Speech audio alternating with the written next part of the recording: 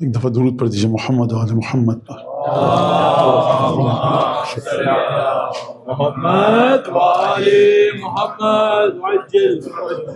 اعوذ باللہ من الشیطان الرجیم. بسم اللہ الرحمن الرحیم. الحمد للہ الذی جعل الحمد مفتاحا لذکرہ وسببا للمزید من فضلہ ودلیلا علی آلائہ وعظمتہ. ثم الصلاة والسلام على عبده وامین وحیہ وخاتم رسلہ سیدنا و مولانا بالقاسم محمد.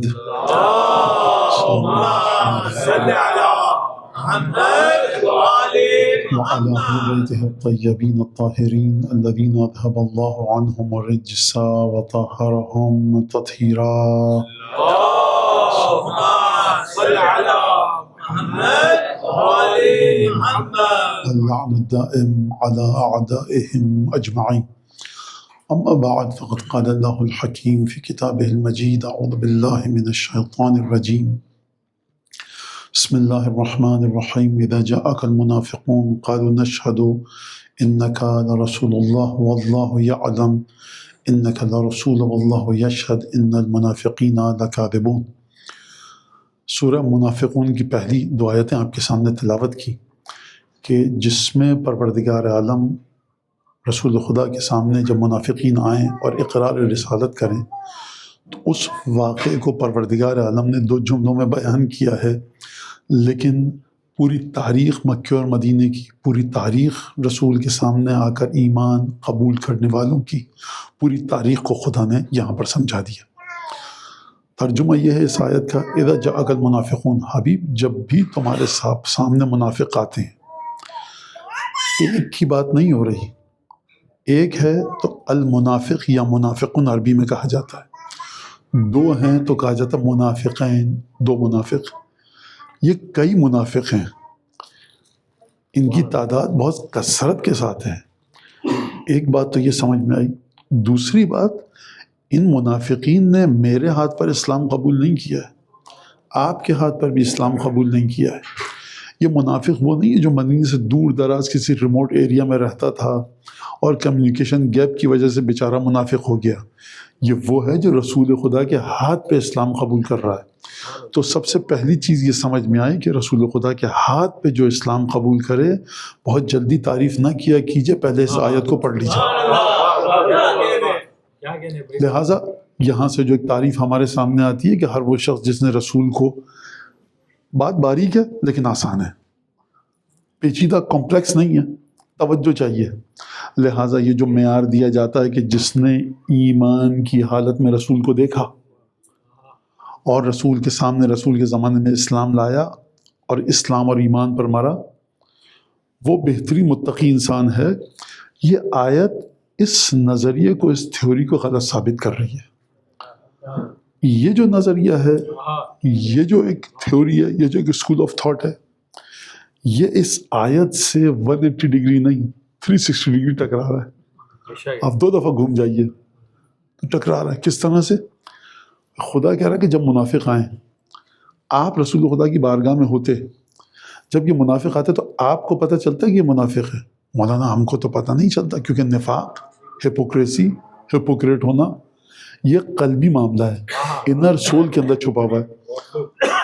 آپ میں سے کون کس تقوی کے مرحلے پر ہے مجھے نہیں پتا، آپ کو نہیں پتا کہ میرا ایمان قبول ہے کہ نہیں ہے، آپ کو میرے بارے میں نہیں پتا، مجھے آپ کے بارے میں نہیں پتا، اور ہماری ذمہ داری ہے بھی نہیں کہ ہم کسی مومن کے بارے میں کرے دیں کہ یہ ہیں کس. لیکن رسول خدا کے سامنے جو آ رہا تھا، ہم کہتے ہیں بھائی ماشاءاللہ آج طائف کے لوگ آئے، 10-20 مدینے کے آئے، 50 یمن کے آئے، 70 بصرے سے آئے، تبوک سے آئے، یرموک، یہ تو سب کے سب رسول خدا کے ہاتھ پہ رسول خدا کلمہ پڑھ رہے ہیں. آیت کہہ رہی ہے جب منافق آئیں، تو یہ منافق کون ہے؟ یہ وہ ہے جو دل سے اسلام قبول نہیں کرتا، زبان سے اقرار کر رہا ہے. تو یہاں سے ایک بات سمجھ میں آئی کہ آپ کو اور مجھے علم نہیں ہے کہ کس نے آ کر نفاق کے ساتھ کلمہ پڑھا، کس نے آ کر دل کی گہرائیوں سے کلمہ پڑھا. تو مولانا نہیں پتا. جب نہیں پتا تو ہر ایک کو دیکھ کر خوش نہ ہو جائے کیجیے، اس کا احترام نہ کیجیے جب تک کہ چھلنی میں کھنگال کے چھان نہ لیں. جب تک آپ ایک فلٹریشن پلانٹ سے اس کو نکال نہ لیں، ریفائنری سے نکال نہ لیں، بولا ریفائنری تو ہمارے پاس نہیں. ابھی آپ نے خود کہا کہ خدا فرما رہا ہے کہ جب بھی منافق تمہارے پاس آئیں اور آ کر کہیں کہ اے مصطفیٰ آپ اللہ کے رسول ہیں اور حبیب سن لو کہ منافق جھوٹا ہے، اور ہم تو جانتے ہیں کہ تم اللہ کے رسول ہو. یہ بتانا کس کو چاہتے ہیں کہ آپ اللہ کے رسول ہیں؟ مجھ کو بتانا چاہتے ہیں تم کو؟ اگر تم کو بتانا چاہتے ہیں تو تم تو جانتے ہو، مجھ کو بتانا چاہتے ہیں میں بھی جانتا ہوں. نہ میرے علم میں اضافہ ہو رہا ہے اے حبیب، نہ تمہارے علم میں. ان کو چاہیے کہ اس کلمے کے ذریعے اپنے دل کی بیماری کو دور کریں. دل ان کا بیمار ہے، آ کر کہہ رہے ہیں آپ اللہ کے رسول ہیں. تو پروردگار نے فرمایا دیکھو واللہ یشہد ان المنافقین کاذبون، خدا گواہی دیتا ہے کہ یہ منافق جھوٹا ہے. یعنی یہ بیچارہ اتنا بدبخت و بد نصیب ہے کہ یہ سچی بات بھی کہہ رہا ہے تو خدا گواہی دے رہا ہے کہ جھوٹا ہے. یعنی عجیب سی بات نہیں لگتی؟ رات ہے اس وقت، آپ سب مان رہے ہیں کہ رات ہے، ہم یہاں اس شہر میں سڈنی میں بیٹھے ہیں، آپ بھی جانتے ہیں. اگر کوئی منافق ہے کہے کہ مولانا میں گواہی دیتا ہوں اب سڈنی میں خدا کا جھوٹ بول رہا ہے، آپ کہیں گے پروردگار سچ تو کہہ رہا ہے، سڈنی میں تو ہیں.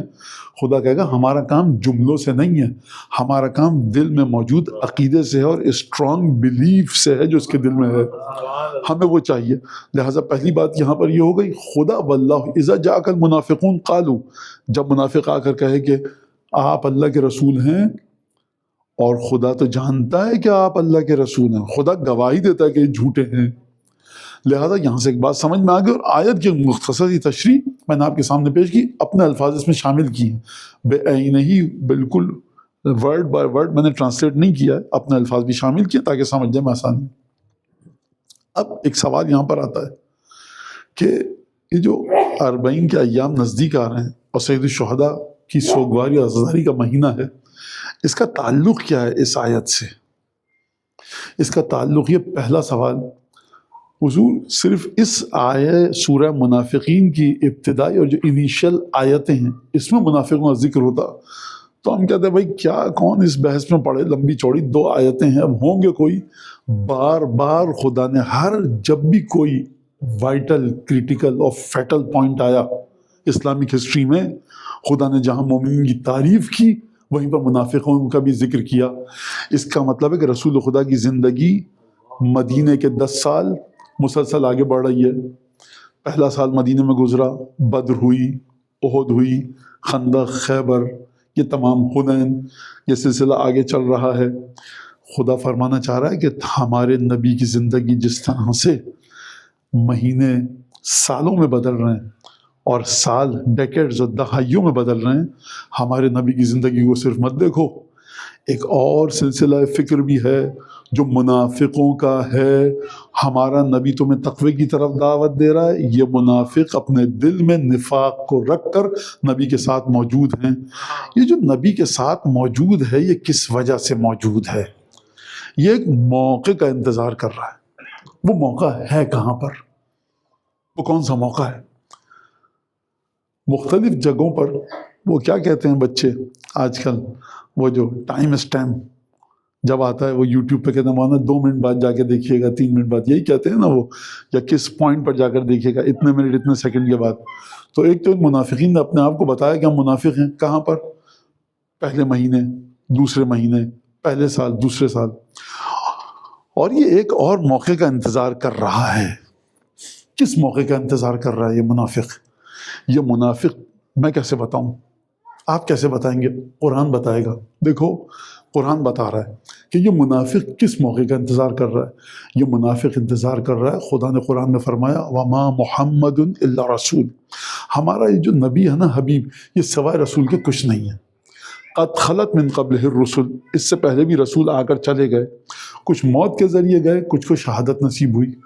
افإن مات أو قتل انقلبتم على أعقابكم، اگر یہ اپنی موت مر جائے یا قتل ہو جائے تو کیا تم الٹے پیروں واپس اپنے پرانے دین پر چلے جاؤ گے؟ یہ اس موقع کا انتظار کر رہا ہے. خوب توجہ کیجیے گا. اور پھر خدا نے فرمایا فَمَن يَنْقَلِبْ عَلَىٰ عَقِبَيْهِ، اور جو الٹے پیروں دوبارہ پیچھے اپنے دین پر پھر جائے فَلَن يَضُرَّ اللَّهَ شَيْئًا، یہ خدا کو کوئی نقصان نہیں پہنچا سکتا.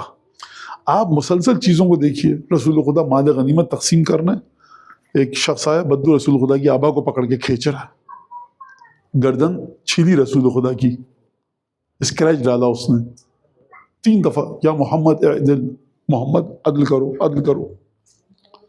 رسول خدا نے فرمایا اگر عدل میرے پاس نہیں ملے گا کس کے پاس ملے گا؟ شک کی کیفیت، مختلف معاہدے جو ایگریمنٹ ہوئے وہاں پر شک کی کیفیت آپ کو ملے گی۔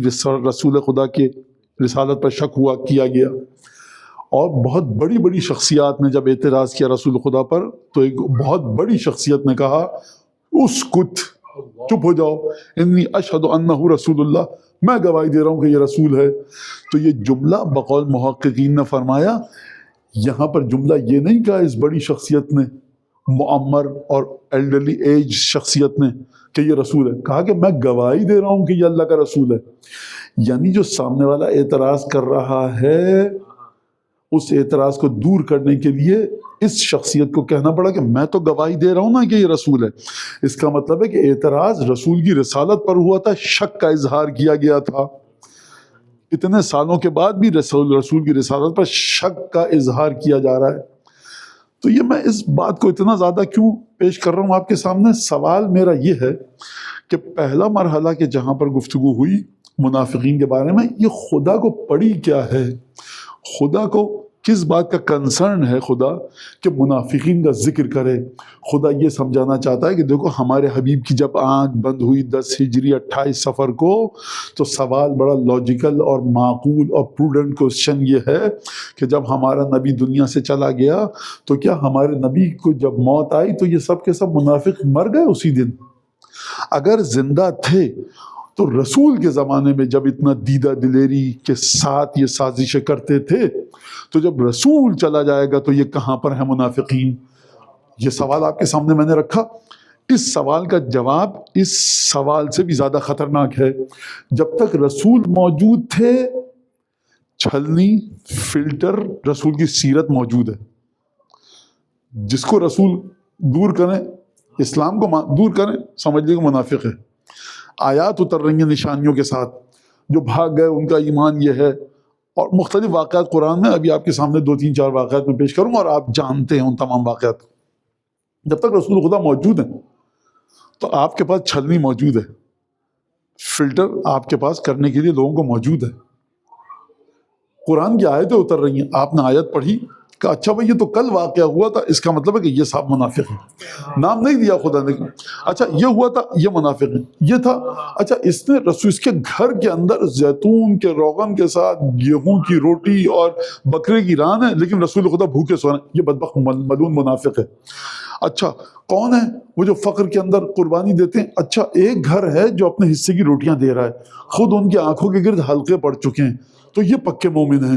تو آپ رسول کے زمانے میں قرآن اتر رہا ہے، جہاں تک آپ کی نگاہ جا رہی ہے وہاں پر آپ دیکھ رہے ہیں یہ پکے مومن ہیں، یہ پکا منافق ہے۔ جب رسول کی آنکھ بند ہو گئی تو اب آیت کوئی نہیں اترے گی، اصل مسئلہ شروع ہوا یہاں سے۔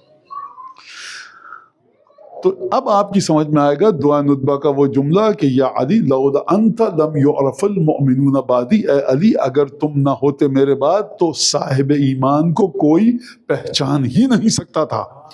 تو رسول خدا صلی اللہ علیہ وآلہ وسلم اپنے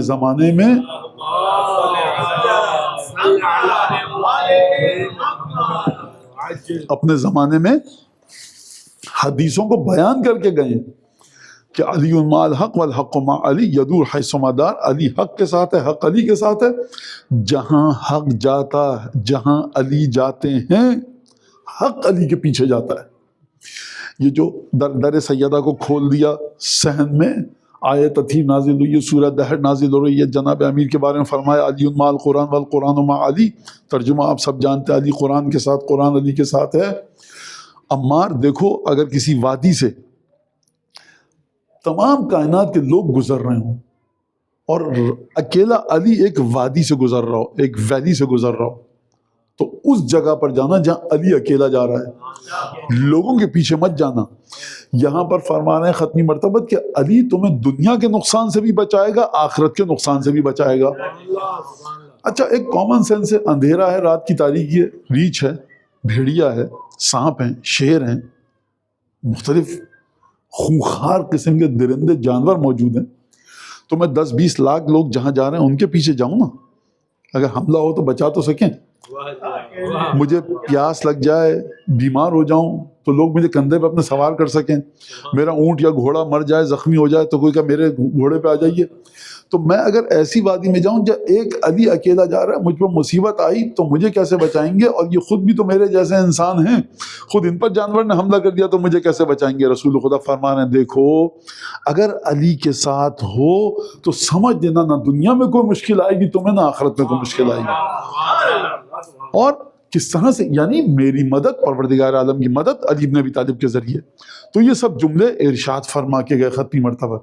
تو جب رسول خدا دنیا سے چلے گئے تو یہ منافقین کہاں گئے؟ یہ موجود تھے. اب ان منافقین کو دیکھیے کہ اب بچے ہیں یہاں پر، ایکس ایکسس اور وائی ایکسس ایک ہوتا تھا، اب مجھے نہیں پتا کیا ہوتا تھا، ہلکا سا یاد ہے. کہاں سے کہاں تک ان کی ٹو اینڈ فرو موومنٹ، جو پینڈولم کی حرکت ہوتی ہے، کہاں سے کہاں تک تھی. سمجھیے منافقین کی حرکت کو. جب خطبہ ہو رہا ہے مسجد میں تو خدا نے جو رحیم و کریم ہے ان کی عزت بچا لیتا، خدا نے ذلیل کیا. قد یعلم اللہ الذین یتسللون منکم لواذا. خدا خوب اچھی طرح سے سمجھ چکا ہے کہ ہمارا حبیب خطبہ دے رہا ہوتا ہے اور تم لواز کہتے ہیں کسی کی اوٹ میں، کسی کے پیچھے چھپ کر آپ باہر نکلیں. بچے جو بنک کرتے ہیں، اسکول سے بھاگتے ہیں، وہ اپنی پریزنٹ لگاتے ہیں اور پیچھے سے چھپ کے نکل جاتے ہیں بعض بچوں کے بقول. تو یہ چھپ کے، بچے سمجھیں گے اس بات کو. ٹیچر کہہ رہا ہے کہ اپنا چیک کراؤ ہوم ورک، تو بچے چھپ جائیں گے، ڈیسک کے نیچے چلے جائیں گے. یہ لواز ہے کہ آپ کسی کی نظروں میں نہیں آنا چاہتے اور چھپ جاتے ہیں آپ کسی مقام پر. تو خدا فرمائے لوازن یتسللون کا مطلب یہ ہے کہ چھپ کر، بچ کر نکلنا اس طرح سے کہ آپ اپنے سے پہلے والے کی اوٹ کو اپنے لیے ڈھال، سپر اور شیلڈ قرار دیں اور نکل جائیں. یہ کیوں نکل رہے ہیں؟ خطبہ ہے، رسول خدا خطبہ دے رہے ہیں، گرمی موجود ہے، گرمی ہے تو ہم نہیں بیٹھنا چاہتے. خدا نے کہا یہ تم کام غلط کرتے ہو، اجازت لو، ہاتھ کا اشارہ کرو، رسول اجازت دے تب جاؤ. خطبہ دے رہے ہیں، خطبہ دے رہا ہے ہمارا رسول ہے. اس کا مطلب یہ کہ خدا کو یہ بات پسند نہیں آئی. سورہ جمعہ کی آخری آیت آپ کے سامنے ہے کہ جب یہ اذا رأوا تجارۃ او لہوا، تجارت کو دیکھتے ہیں، کوئی چیز بیچنے آ رہا ہے، فروخت کرنے آ رہا ہے، تو یہ رسول کو کھڑا چھوڑ کے چلے جاتے ہیں. ترکو کا قائمہ، یہ دیدہ دیدری دیکھیے، ہمت دیکھیے ان کی. اگر خدا یہ کہتا ہے ترکو کا راکعان، تم رکوع کی حالت میں چھوڑ کے چلے جاتے ہیں، پر رسول کی پیٹھ میری طرف ہے، مجھے شرمندگی کا احساس نہیں ہوگا. ترکو کا ساجدن، تمہیں سجدے کی حالت میں چھوڑ کے چلے جاتے ہیں. تو سجدے میں رسول خدا ہیں، آپ سجدے میں، آپ نے مجھے دیکھا ہی نہیں، میں خاموشی سے نکل گیا. تو یہاں پہ اتنی شرمندگی والی بات نہیں ہے. لیکن ایک دفعہ ترکو کا قائمہ، یہاں پر کوئی عالم خطبہ دے رہا ہو اور باہر سے آواز آئے کہ صاحب فلاں چیز لے لو، فلاں چیز خرید لو. اب مدینے کی بات کروں، ہندوستان سے مسالے آئے لے لو، ایران سے زعفران آئیے لے لو، یمن کا پہرچہ آیا لے لو، شام سے فلاں پھل آیا ہے خرید لو. تو ان کی نظر میں وہ امپورٹنٹ چیز ہے جو باہر گلی میں بک رہی ہے، رسول کا خطبہ امپورٹنٹ نہیں ہے. یعنی یہ رسول کو دنیاوی چیزوں کے لیے بیچ سکتے ہیں، چھوڑ سکتے ہیں. ترکو کا قائمہ، اپنے مقام پر تم ایستادہ ہو، کھڑے ہوئے تمہیں چھوڑ کر چلے جاتے ہیں. ان سے کہو قل ما عند اللہ خیر من اللہو ومن التجارہ، جو خدا کے پاس ہے وہ کھیل تماشے سے اور مال تجارت سے، ٹریڈنگ گڈس سے وہ زیادہ بہتر ہے. لہٰذا واللہ خیر الرازقین، خدا رزق دے گا. یہ ڈرتے ہیں کہ سستی چیز مل رہی ہے، کم قیمت میں مل رہی ہے، اگر یہ چلا جائے گا تو مہنگی ہو جائے گی، اس وجہ سے بھاگ کے لینے جا رہے ہیں. یہ رزق چاہتے ہیں نا اپنا، کہ ہم اچھی قیمت پہ کم قیمت دے کر اچھی چیز لے لیں. واللہ خیر الرازقین، خدا بہترین رزق دینے والا ہے. ہمارے حبیب کو چھوڑ کے جاؤ گے کچھ ہاتھ نہیں آنے والا. لہٰذا یہ ان کی کیفیت ہے.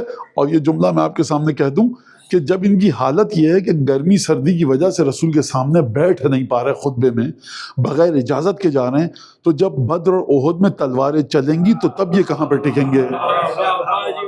جب مرحب آئے گا تو تب یہ کہاں پر ٹکیں گے؟ جب عمرو بن عبد ود بلائے گا تو تب یہ کہاں پر ٹکیں گے؟ تو ان کی حالت اور کیفیت یہ ہے. واقعہ یہ ملتا ہے کہ امیر المومنین بیت الشرف سے اپنے گھر سے باہر نکلے، رسول خدا کو دیکھا ایک دیوار کے سائے میں تشریف فرمائیں، مدینہ ہے، مکہ نہیں ہے. کہ یا رسول اللہ آپ یہاں پر اس وقت دھوپ میں؟ تو فرمایا کہ ضعف نقاہت ہے، کس وجہ سے؟ کھانا نہیں کھایا ہے میں نے. آپ سوچئے کہ آپ نجف میں جائیں، قم میں جائیں، مسجد تقدیر کو دیکھیں، دیوار کے سائے میں بیٹھا ہے. گلی تھی، رسول خدا کا گھر کہاں تھا؟ مسجد کے ساتھ تھا، کمیونٹی سینٹر ہے. کتنے لوگ آئے گئے ہیں، رسول خدا کو دیکھا، کس نے پوچھا نہیں. یہ بہت عام سی بات ہے، لیکن اتنی عام سی سیدھی سادی بات نہیں ہے. یہ جو امیر المومنین کے بارے میں زیارت میں آتا ہے کہ سب سے زیادہ رسول کا خیال آپ نے رکھا. آپ یہاں بیٹھے کیوں ہیں؟ کہا کہ نقاہت ہے، ضعف ہے. آج کل کے بچوں کے لیے اگر بتاؤں، جب انسان کھانا نہیں کھاتا تو ایک کمزوری آ جاتی ہے. آپ یہیں پہ رہیے. فرماتے ہیں میں باہر گیا مدینے سے، یہودی خاتون کا باغ تھا، اس میں نے اس کے درختوں کو پانی دیا، مزدوری اس نے مجھے پیالہ بھر کے کھجور دیے، وہ میں لایا، یا رسول اللہ نوش فرمائیے. رسول خدا نے کھایا اور اس کے بعد ہم نے کھایا اور میں گھر لے کر گیا. یہ واقعہ اتنا آسان نہیں ہے جتنی آسانی سے میں نے بتا دیا. گہرائیاں اس واقعے کے اندر. اب اس کے اوپر مجھے گفتگو نہیں کرنی، پھر وہ موضوع. تو یہ کیفیت ہے. یہ کہاں گئے 10 ہجری کو؟ کربلا کا تعلق اسی نفاق سے ہے. یہ نفاق، یہ منافقت جب تک رسول خدا زندہ رہے، اس منافقت کی جرت نہیں تھی، اس میں کریج اور ہمت اور اوڈیسٹی نہیں تھی کہ آ کر اپنے آپ کو ایکسپوز کرتا. خدا نے بھی ناموں کو ان کے ایکسپوز نہیں کیا، کاموں کے ذریعے بتایا. لیکن جب رسول خدا چلے گئے تو جناب سیدہ کا خطبہ موجود ہے، بالکل رسول خدا کی وفات کے فوراً بعد، کہ سیدہ نے وہاں پر کیا جملہ ارشاد فرمایا ہے؟ نبغى خامل الاقلین وحضر فنیق المبطلین. اور اس کے بعد فرمایا اغرس الشیطان رأسہ من مغرسہ واطلع الشیطان رأسہ من مغرسہ.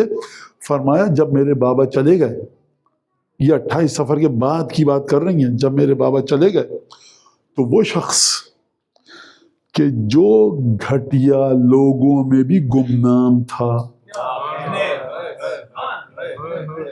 گینگ ہوتا ہے نا چوروں کا، ایک ڈاکوؤں کا، لٹیروں کا، گینگسٹر ہوتے ہیں، مافیا، سینڈیکیٹ. وہ کہتے ہیں پیسہ یہ نہیں بانٹے گا، یہ بے ایمان ہے. بھائی پیسہ تو لوٹ کا ہے، نہیں بھائی سب کو حصہ ملے گا. جو ہم نے بینک لوٹا ہے، جو ہم نے دکان لوٹی ہے، تو وہاں پر بھی بعض کی ایک حیثیت ہوتی ہے. سیدہ فرمانی ہے کہ یہ جو سازشیں ہوئی ہیں، نہ بغا خامد الاقلین وحضر فنیق المبطلین. عجیب ہے، حضر، منہ ہلنے لگے ان کے بھی جو باطل باتیں کرتے تھے. اور شیطان نے اپنی پناہگاہ سے، جہاں پر شیطان کو یہ ایزائلم مل چکا تھا، شیطان نے بھی اپنا سر اٹھایا اپنی پناہگاہ سے. اب میرے بابا چلے گئے، اب میدان صاف ہے. لہذا خوب توجہ کیجئے اس بات کے اوپر. اور پھر استنہزکم فوجدکم. عجیب جملہ ہے. شیطان نے تمہیں کھڑا کرنا چاہا، فوجدکم ناہزین خفافا، اس نے ایک آواز لگائی، تم سب کھڑے ہو گئے. یہ ہے بی بی کا خطبہ، ان آیتوں کے ساتھ جوڑ کر آپ سمجھیے. لہٰذا تسلسل کہاں پر ہے؟ اب جلدی جلدی میں اس گفتگو کو ختم کروں تاکہ آپ کو سمجھیے. آپ کے جب ہم یہ کہتے ہیں السلام علیکم یا وارثہ آدم صفت اللہ سے لے کر ابراہیم خلیل اللہ، نوح نبی اللہ، عیسیٰ روح اللہ، موسیٰ کلیم اللہ، محمد حبیب اللہ، امیر المومنین ولی اللہ جناب، یہ تمام انبیاء کی 4 ہستیوں کی وراثت، لیگیسی اور انہیریٹنس، دونوں لفظ آپ استعمال کر سکتے ہیں، سید الشہداء کے پاس آیا. تو یہ چیز نہیں ہے کہ جنت کے شہزادے تو آئی، وہ تمام کے تمام مصائب سید الشہداء نے برداشت کی ہیں. وہ تمام کے تمام کانسپریسی، سازشیں کہ جو منافق کر رہے تھے رسول خدا کے خلاف، وہ سید الشہداء پر ان کا کمال ہے کہ کمال وجودی ہے ایک طرح کا، کہ وہ سازشیں سید الشہداء کے ساتھ کی گئیں اور وہ ظلم کیا گیا کہ جو تمام پچھلی ہستیوں کے ساتھ کیا گیا. لہٰذا اب اس بات کو ذرا سا سمجھیے آپ کہ ایک درود پڑھیے محمد آل محمد.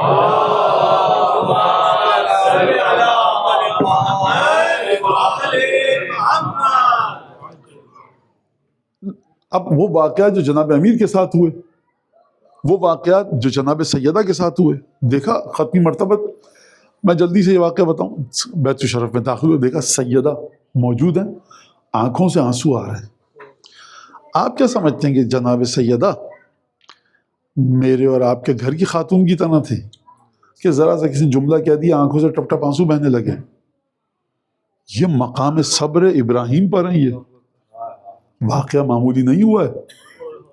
آپ سمجھیں گے سیدہ کسی کے گھر میں جائیں گی, اس نے چائے نہیں پلائی, پانی نہیں پلایا اور کہا کہ نہیں سیدہ آپ اس وقت میرے گھر میں نہیں آ سکتی, سیدہ کا دل ٹوٹ جائے گا, گریا کریں گی. یہ صبر ایوب جناب سیدہ کے صبر کے سامنے کچھ نہیں ہے. وہ خاتون, اس بی بی کی آنکھوں سے اب آنسو گرے. رسول خدا کا کیا ہوا؟ کہا فلاں نے بتایا, مدینے کے خاتون نے میری ماں خدیجہ کے بارے میں بہت غلط الفاظ استعمال کیے.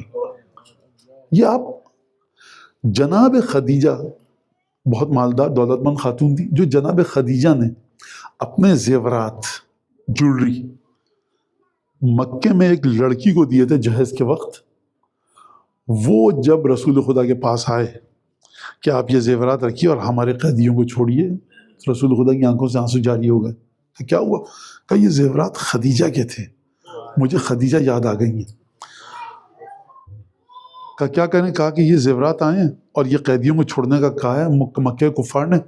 اب رسول خدا نے کہا میری تم سے درخواست ہے, حق تو تمہارے ہیں یہ زیورات, لیکن اگر تم لوگ سب اجازت دو تو یہ زیورات ایز اٹ از جوں کا توں میں واپس کر دوں.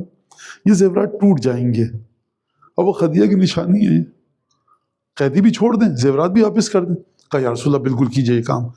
جو مصطفیٰ خدیجہ کے تحفے میں دیے گئے زیورات دیکھ کر آنسو آ جائیں آنکھوں میں, وہ سیدہ کی آنکھوں میں آنسو دیکھیں گے اور سیدہ کا میری ماں کے بارے میں بہت برے الفاظ ایک خاتون نے استعمال کیے ہیں, جبکہ رسول خدا مسلسل جناب خدیجہ کی تعریف کرتے تھے. تو آپ نفاق کے سلسلے کو دیکھیں, نفاق آپ کو مکے میں نہیں ملے گا, مدینے میں ملے گا. لہذا یہ واقعہ. اور اس کے بعد جلدی سے آؤں, 28 صفر اصول کافی میں شیخ کولانی نے روایت نقل کی کہ خوفناک ترین ڈراؤنی رات, سب سے زیادہ جس میں اہل بیت کو خطرہ تھا کہ جب ہمارے گھر پر حملہ ہوگا اور مدینہ اور اس کے اطراف کے منافقین ہمارے گھر پر حملہ کریں گے, کیونکہ بنو ہاشم ہی تھے جنہوں نے رسول کی مدد کی. بدر میں جو جنگ جیتی گئی, 3 مرکزی مین کیریکٹر جو تھے بنو ہاشم تھے. احد کے اندر جناب امیر المومنین نے دفاع کیا, مکے میں جناب ابو طالب نے دفاع کیا, حمزہ نے دفاع کیا. لہٰذا اہل بیت کو خوف تھا. کس اہل بیت کو؟ اس دروازے پہ جہاں پہ آ کے رسول خدا سلام کیا کرتے تھے, اس گھر والوں کو ڈر ہے کہ مدینے کے منافقین ہمارے گھروں پر حملہ کر کے ہم کو قتل نہ کر دیں. یہ شیخ کولانی نے روایت نقل کی اور اہل بیت نے وہ رات جاگ کر گزاری. خوف کی وجہ سے اپنے الفاظ میں کہوں جناب امیر مسلسل پہرا دے رہے تھے کہ کہیں گھر پہ حملہ نہ ہو جائے. یہ ایک عجیب بات ہے, تعزیت کے لیے آنا چاہیے لوگوں کو. پھر اس کے بعد امام حسن علیہ السلام کا قتل. امام حسن کی جب شہادت ہوئی ہے تو امام حسن حکومت میں نہیں تھے. آپ حسن مجتبیٰ کو کنارے پر لگا چکے ہیں, سائیڈ لائن کر چکے ہیں. طاقت آپ کے پاس ہے, پوری اسلامی دنیا آپ کی ٹیریٹری بن چکی ہے, آپ کی سگنیچر چلتی ہے. بنو ہاشم بہت ویک ہو چکے ہیں, اس کے باوجود آپ نے زہر دیا حسن مجتبیٰ کو. کس وجہ سے؟ کہ میرے جانے کے بعد میرا بیٹا یزید جب تخت پر بیٹھے تو کوئی اپوننٹ نہ ہو, کوئی کانٹیسٹنٹ نہ ہو, کوئی کمپیٹیٹر نہ ہو. شخصیت حسن مجتبیٰ کی اتنی مضبوط ہے کہ میرے بیٹے کے سامنے حسن مجتبیٰ آ سکتا ہے. مسلمان محبت کرتے ہیں, احترام کرتے ہیں.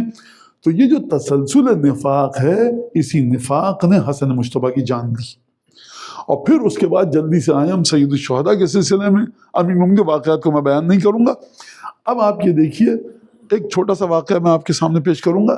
جب خیموں پہ حملہ ہوا ہے تو سید ساجدین کے اوپر تلوار اٹھائی شمر نے, تو وہاں پر موجود ایک شخص نے کہا اس نوجوان کو کیوں مار رہے ہو, یہ بیمار ہے, خود ہی مر جائے گا. اس نے کہا کہ عبید اللہ کا, خوب توجہ کے ساتھ جملہ سنیے, عبید اللہ کا حکم ہے کہ حسین کے بیٹوں میں سے کسی کو زندہ نہیں چھوڑنا. یہاں پر اختلاف صرف بیعت پر یا نزول اعلی حکم ابن زیاد پر نہیں ہے, بلکہ یہاں پر سازش یہ ہے کہ 12 اماموں کی حدیث سب کو پتہ ہے. سب جانتے ہیں کہ ہدایت 12 اماموں کے ذریعے ہوگی.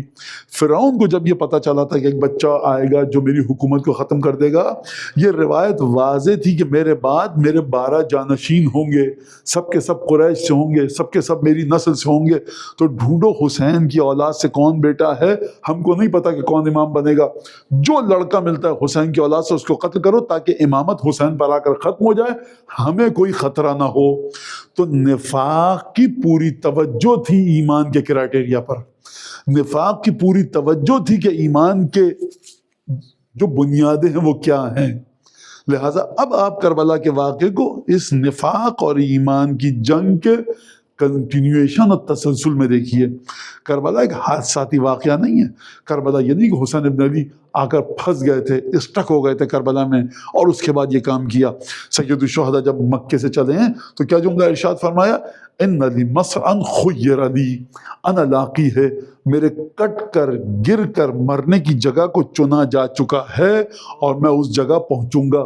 2 محرم کو جملہ یاد ہے آپ کو, جب مولا نے بعض جگہ پہ 2 ذوالجناح بدلے, بعض جگہ کے مطابق 4 دفعہ ذوالجناح کو بدلا, اور ایک بوڑھے کو لائے, اس نے کہا اس کا نام یہ ہے, یہ ہے, یہ ہے, 4 نام بتائے, چوتھا نام بتایا, کیا بتایا؟ مولا اسے کربلا بھی کہتے ہیں. تو فرمایا سید الشہداء نے ذوالجناح سے اترتے وقت, اللہم انی اعوذ بک من کرب و بلاء, پروردگار میں تیری پناہ میں جاتا ہوں. اور پھر خطبہ دیا مختصر ترین, اور یہ شاید وہ واحد مصائب ہیں جو آقا حسین نے خود اپنے لیے پڑھے. کہا کہ یہاں پر ہمارے خواتین اسیر ہوں گی, ہمارے بچے کٹ کر گریں گے, ہمارے جوانوں کو قتل ذبح کیا جائے گا, ہمارے مال کو لوٹا جائے گا. تو سید الشہداء بالکل پورے علم کے ساتھ آگے بڑھ رہے ہیں. اب یہاں سے آپ دیکھیے آ کر کہ جناب زینب نے اور جناب سید ساجدین نے اس نفاق کو کس طرح سے بیان کیا. بات تھوڑی سی پیچیدہ ہے لیکن سمجھیے گا اس بات کو کہ سید الشہداء کی شہادت آپ کے کام کہاں پر آ رہی ہے. خوب توجہ کیجئے اس بات کے اوپر. میں پوری ذرا جرت اور بہادری کا مظاہرہ کرتے ہوئے, امام حسین سیویئر آف مین کائنڈ, واہ سبحان اللہ, ثابت کرو میاں. وہ بات مت کیجئے جو ثابت نہیں کر سکتے. امام صادق علیہ السلام کو first law of inertia, second law of inertia, third law of inertia آتا تھا, اور E=mc² امام صادق جانتے تھے. سر آنکھوں پر ثابت کرو. وہ باتیں نہ کیا کیجئے کہ جو آپ ثابت نہ کر پائیں, دین کا مذاق اڑے. امیر المومنین بہترین نیورو سرجن تھے, ثابت کیجئے.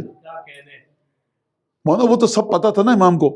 آپ جانتے ہیں ولایت اہل بیت کی بنیاد پر کہ امام کا اثر نہیں تھا. آپ آ کر اکیڈیمیا کے سامنے جا کر جو چیز ثابت نہیں کر سکتے اس کو آپ امام باڑے سے باہر نہ بیان کیجئے. سیویئر آف مینکائنڈ ثابت کیجئے. آج آپ کا بچہ پوچھے گا لوئس پاسچر تھے امام حسین؟ نہیں. گرام بیل تھے, مارکونی تھے, ایڈیسن تھے, رائٹ برادران میں سے تھے. کیا کیا امام حسین نے؟ بیٹا وہ انسانیت دیکھو, امام حسین نہیں ہوتے تو یہ ہو جاتا. کیا ہو جاتا؟ مجھے تو دنیا کی تاریخ میں کہیں حسین ابن علی نہیں دکھ رہے. سوسائٹی مائنس امام حسین بیٹھے ہیں نا اب یہاں پر. چاہیے نجف چھوڑ کے چلے جائیے, رہیے وہاں پر, سامنے امیر المومنین کا حرم ہے. کیوں نہیں جا رہے؟ بشر چاہتا ہے, امیر المومنین فرمایا الامن اہنأ العیش, جو سوسائٹی تمہیں تمہارے رائٹس دے رہی ہے اس کی زندگی سب سے میٹھی ہے. اور ڈیسٹی کرج پیدا کیجیے اپنے اندر حقائق اہل بیت کو سمجھنے کی. جو بات اہل بیت نے نہیں کہیں وہ اہل بیت کے زبان پر رکھ کر ان سے نہ نکلوائیے, ثابت کیجیے. آپ 2026 کو مت دیکھیے, آپ 3026 کو دیکھیے, آپ 2040 کو دیکھیے. یہ بچے جو اس وقت آپ کی گودوں میں ہیں, جب یہ سوال کریں گے ڈائمنشن بالکل پرفیکٹ, ویری رائٹ ڈائمنشن ان کے سامنے ایکسپوز کیجیے. ابھی آپ دیکھ چکے ہیں بشر کی اوقات 2020, 21, 22, 23 میں, یعنی پاکستان ہندوستان کے لوگ بیٹھے ہیں, تیلیوں والی جھاڑو سے لے کر ہر چیز کو بتایا جا رہا تھا کہ کووڈ-19 سے بچاؤ یہ ہے. ہر چیز, ہر آدمی. آپ کو یقین نہیں آئے گا, مجھے بعض ENT ڈاکٹرز نے بتایا کہ مولانا یہ کیمیکل لیجئے, اس کو گرم پانی میں ڈالیے اور اس کو انہیل کیجئے. مجھے شک ہوا. اچھا میں میڈیکل میں انگوٹھا چھاپ آدمی, میں نے دوسرے ڈاکٹر سے پوچھا, کہا مولانا کس نے بتایا؟ میں نے کہا ڈاکٹر نے. کہا مولانا کیجیے گا بھی نہیں, یہ آپ کے لنگس کو برباد کر دے گا, آپ کے پوری ENT سسٹم کو برباد. یہ کس نے کہا آپ سے یہ کیمیکل کہ گرم پانی میں ڈالیے؟ تو صاحب یہ آپ کووڈ کے سلسلے میں آپ کے سامنے صحیح بات نہیں آ رہی تھی. آپ چلیں ولایت علی ابن ابی طالب قربانی سید الشہداء جس کی وجہ سے عرش کے ستون کی بنیادیں لرز چکی ہیں. آپ صحیح ڈائمینشن میں بات کیجئے, خوب توجہ کیجئے گا. ہم زنجیر کیوں مارتے ہیں, قمع کیوں مارتے ہیں؟ بیٹا دیکھو اگر میں مر جاؤں گا تم کیا کرو گے؟ آج کا بچہ کہے گا بیٹا اگر بابا دیکھیے اگر منڈے ہوگا تو آپ کو میں مارچ میں رکھ دوں گا ٹھنڈے سرد خانے میں, پھر ویکینڈ پہ آؤں گا. اچھا وہ T20 بھی چل رہا ہے معذرت کے ساتھ, اور وہ کیا ابھی کوئی وہ جو کب ختم ہو گیا میرے خیال سے وہ فٹ بال کا وہ ہوگا. حقائق اہل بیت کو جرت کے ساتھ دیکھیے. یہ آپ کے دل میں ابو الفضل عباس کی محبت کیوں ہے اتنی شدید؟ کس لیب میں جا کر آپ نے مولا عباس کی شخصیت کا انالیسس کیا؟ نہیں کیا. پھر کہاں سے آئی؟ یہ آئی ہے چھٹے امام کے لطف سے. یہ سید الشہداء کی نگاہ آپ کے دل پر ہے, خود سید الشہداء نے اپنے بھائی کی محبت ڈالی ہے. ورنہ ٹوٹل جو کریکٹر ہے جو پارٹیسپیٹ کیا ابو الفضل عباس نے فزیکلی, وہ شاید 2-2.5 گھنٹے سے زیادہ نہیں ہے کربلا میں. کہاں سے آئی؟ مانا وہ 2-2.5 گھنٹے نہیں, ہم تو مولا حسین کے الفاظ کو دیکھ رہے ہیں, ہم بی بی زینب کو دیکھ رہے ہیں, ہم امیر المومنین کو دیکھ رہے ہیں. لہٰذا اہل بیت کو اہل بیت کے ذریعے سمجھیے, اور جرت اور بہادری اور ہمت پیدا کیجئے کہ اہل بیت نے جو بات جس طرح سے کہی اس کو بات کو لینے کی. یہ شیخ مفید میں بہادری تھی, یہ شیخ طوسی میں تھی, یہ سید رضی میں تھی, سید مرتضیٰ میں تھی, علامہ ہلنی میں تھی, فخر المحققین میں تھی. یہ بہادری تھی شیخ انصاری میں. کیا مطلب؟ بچہ پیدا ہوا, کیا چیز ہے آپ کے ہاتھ میں؟ ڈاکٹر نے کہا کچھ نہیں. نہیں آئے کیوں ہے؟ اس میں مٹی ہے, یہاں باہر نکلو یہاں سے. کیا کس لیے لائے ہو مٹی؟ بچے کے ہونٹوں پہ رکھنی ہے. نکلو باہر, ابھی یہاں پہ فاسٹر پیرنٹس کو دے دوں گا تمہارا بچہ اور تمہیں یہ ہو جائے گا وہ ہو جائے گا. تم جرت کیسے کی؟ تم چائلڈ ابیوز اور فلان اور یہ ہے مٹی کہاں کی؟ وہ کربلا کی. اوہ کربلا, وہ تو عراق جہاں کے ہائیجین کی ویلیو بالکل بلو 0 لیول پہ ہیں. تم یہ مٹی, یہ فرات کا پانی انفلٹرڈ فلاں. جرت چاہیے 1400 سال پہلے فتویٰ دینے کے لیے کہ ایک ماش کے دانے کے برابر جب بچہ پیدا ہو اس کی زبان پر قبر مطہر سید الشہداء کی مٹی کو رکھو. جرت چاہیے. جرت آتی کہاں سے ہے؟ کیمیکل انالیسس کو دیکھیں گے, بایولوجیکل پوائنٹ آف ویو سے دیکھیں گے, غلط ہے بالکل, مٹی کھلا رہے ہو بچے کو. لیکن تعبد, بندگی, سبمیشن, محبت اہل بیت کی بنیاد پہ دیکھیں گے, بالکل کھلاؤ. وہ جاتا ہے زائر ایک لے کر اپنے بچے کو, بچی کو گود میں لیتا ہے, کہتا ہے بچے سے کہتا ہے کہ چاٹو اس زری کے اس جگہ کو. پتہ نہیں کس کا ہاتھ لگاؤ کیا ہو. میں ثابت نہیں کر رہا کہ آپ یہ کام کیجئے یا نہ کیجئے, میں بتا رہا ہوں کہ اہل بیت کی تعلیمات کو لینا کہاں سے ہے آپ کو. خوب توجہ کیجیے گا, یہ بڑی اہم چیز ہے. لہٰذا سید الشہداء کو اس جگہ پہ جا کر دیکھیے کہ جہاں پر سید الشہداء کے بارے میں گفتگو روایات میں ہوئی ہے, جہاں پر سید الشہداء کے بارے میں گفتگو زیارات میں ہوئی ہے. یہاں تک بات ختم ہو گئی, میں اس سے زیادہ بات نہیں کروں گا. چلیے اب میں نے جو تقریر کے شروع میں ایک جملہ کہا تھا, وہ جملہ کیا تھا؟ جب تک رسول تھے فلٹریشن پلانٹ رسول کے کلمات کی روشنی میں, احادیث کی روشنی میں, نریشنز کی روشنی میں, رسول کا کریکٹر, ڈیلی لائف کا بیہیویئر, وہ آپ کے سامنے بہترین چھلنی ہے, بہترین فلٹر پلانٹ ہے, بہترین وہ جو کہتے ہیں نا کہ وہ جو پانی کو صاف کرتا ہے, ریورس آسموسس, وہ بہترین ہے. آپ کو فلٹرڈ ہر چیز مل رہی ہے. یا رسول اللہ ان کے پیچھے نماز پڑھنے, رسول خدا کہیں گے نہیں اس کے پیچھے نماز پڑھو. یا رسول اللہ یہاں پہ یہ کر لیں, رسول خدا موجود ہیں. جب چلے گئے تو اب چلیے آ کر دیکھیے کہ تسلسل کہاں پر تھا. میں ایک واقعہ بتاؤں گا. بھائی احد کی جنگ ہے, وحشی کو بلایا, یزید کی دادی نے, غلام ہے, کہا مجھے سر چاہیے تینوں میں سے ایک کا, محمد, حمزہ, علی. کوئی یزید کی دادی سے پوچھے کہ 313 مسلمان تھے بدر میں جنہوں نے تمہارے باپ, دیور اور بیٹے کو مارا. یزید کے بڑے قریبی رشتہ دار, یہ 313 مسلمان تھے, تو تمہیں علی, مصطفیٰ اور حمزہ کا سر کیوں چاہیے؟ یزید کی دادی بھی سمجھ رہی کہ اگر یہ 3 نہ ہوتے تو جنگ یہاں تک نہ پہنچتی. نفاق کی مدد سے, کفر کی مدد سے ایمان کو کبھی کبھی سمجھنا پڑتا ہے. کہا کہ دیکھو مصطفیٰ تک تو میں نہیں پہنچ سکتا, مصطفیٰ تک پہنچنا بہت مشکل ہے. علی کو میں نہیں مار سکتا دھوکے سے, نوجوان ہے, بہت ریپڈلی سوئفٹلی موو کرتا ہے میدان جنگ میں, پیٹ نہیں دکھاتا, آگے بڑھتا ہے.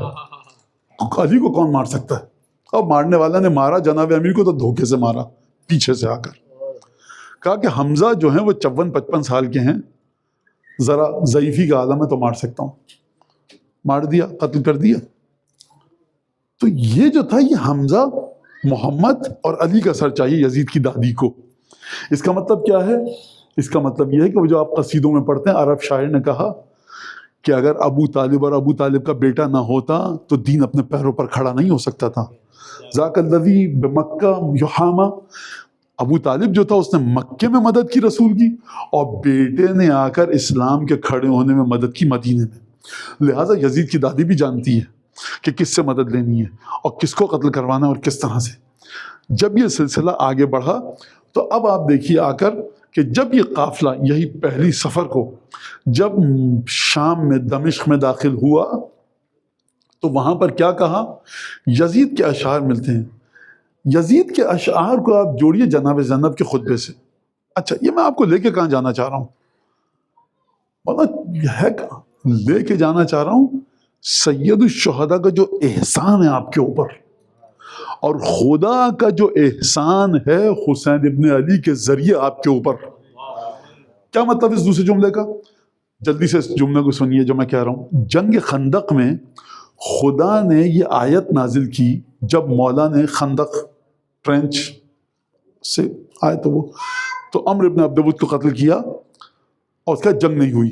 جب عمر کو قتل کر دیا امیر المومنین نے, کفار ڈر کے بھاگ گئے, اور پھر قرآن نے آیت نازل کی, ہوا چلی تیز اور وہ سب واقعات ہوئے. خدا نے آیت بھیجی کف اللہ المؤمنین القتال, خدا نے مومنین کو جنگ سے بچا دیا.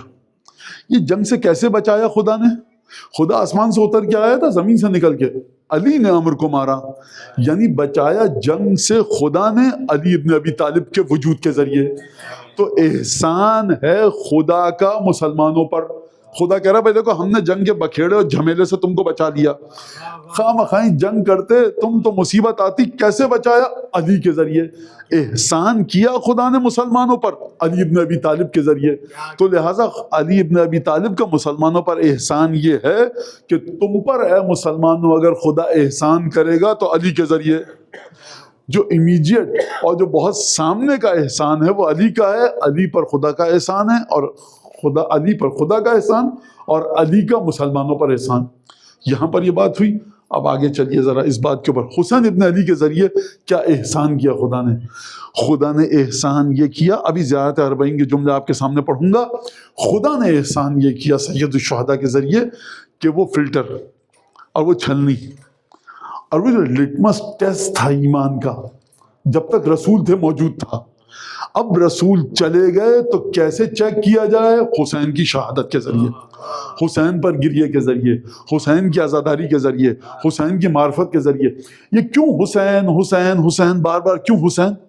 کس وجہ سے؟ آپ سمجھتے ہیں کہ یہ نانا ہے جو کندھے پہ بٹھا رہے ہیں, زبان چسا رہے ہیں, نماز میں سجدے پہ گئے, حسین آ کر بیٹھ گئے.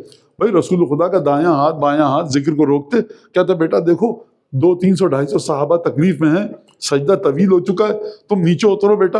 یہ رسول وہ ہیں جب کسی کا بچہ روئے مسجد میں تو جلدی نماز پڑھاتے ہیں. یا رسول اللہ جلدی سے کیوں نماز پڑھائی آپ نے؟ کہا کوئی خاتون اپنے بیٹے کو, بچے کو یا بچی کو لے کر آئی تھی, اب وہ بچہ یا بچی رونے لگی یا رونے لگا, تو میں سمجھ گیا کہ ماں کی ضرورت ہے اس بچے کو, لہٰذا میں نے جلدی جلدی نماز پڑھائی تاکہ یہ بچے سے اپنی ماں مل سکے. یہ وہ رسول ہے رحمت للعالمین. یہ حسین جو پشت پر بیٹھے ہیں 250-300-500 صحابہ زحمت میں ہیں, سجدہ طویل ہو رہا ہے, بیٹھے رہو بیٹا حسین جب تک بیٹھے رہو. تو یہ کیا معیار دینا چاہ رہے ہیں رسول خدا؟ نانا ہمارے پاس اونٹ نہیں ہے سواری کے لیے.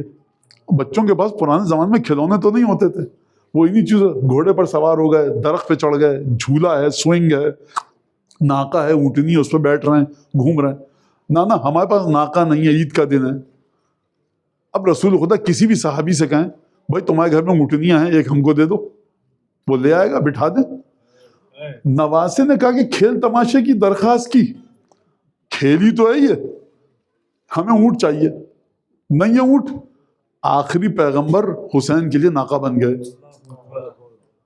یا تو یہ کہیے کہ نبی کھیل تماشے میں مصروف ہو گئے, نبوت کے خلاف ہے, یا یہ کہیے کہ حسین اگر کھیل کی درخواست بھی کرے تو وہ عین عبادت ہے. اگر عبادت نہ ہو، ناممکن ہے رسول کوئی کام انجام دے اور اس میں خدا کا کوئی حکم نہ ہو. تو یہ کیوں کر کے بتا رہے ہیں؟ واقعہ آپ کو پتا، ممبر چھوڑ کے جب زمین پہ آ گئے، میں تفصیل میں نہیں جاؤں گا، آغوش میں بٹھایا کہ ہذا حسین فاعرفوہ، یہ حسین ہے، اس کو پہچانو. تو یہ سب پہچانتے ہیں، لیکن فرمانا چاہ رہے ہیں یاد رکھنا کہ میں ممبر چھوڑ کر حسین کے لیے زمین پر آیا، آغوش میں لیا، دوبارہ ممبر پر بیٹھا. اس واقعے کو جوڑیے عاشور کے واقعے سے. مسلسل سید الشہداء لشکر یزید کے سامنے آ کر کہہ رہے ہیں حل تعلمون ابن بنت نبیکم غیری، کیا تم جانتے ہو زمین پر تمہارے نبی کی بیٹی کا کوئی اور بیٹا میرے علاوہ ہے؟ کیا اس وقت زمین پر میرے علاوہ رسول کا کوئی نواسا ہے؟ لوگوں نے کہا بالکل نہیں ہے. یہ امام حسین علیہ السلام کیا فرما رہے ہیں؟ میرے علاوہ کوئی نواسا ہے؟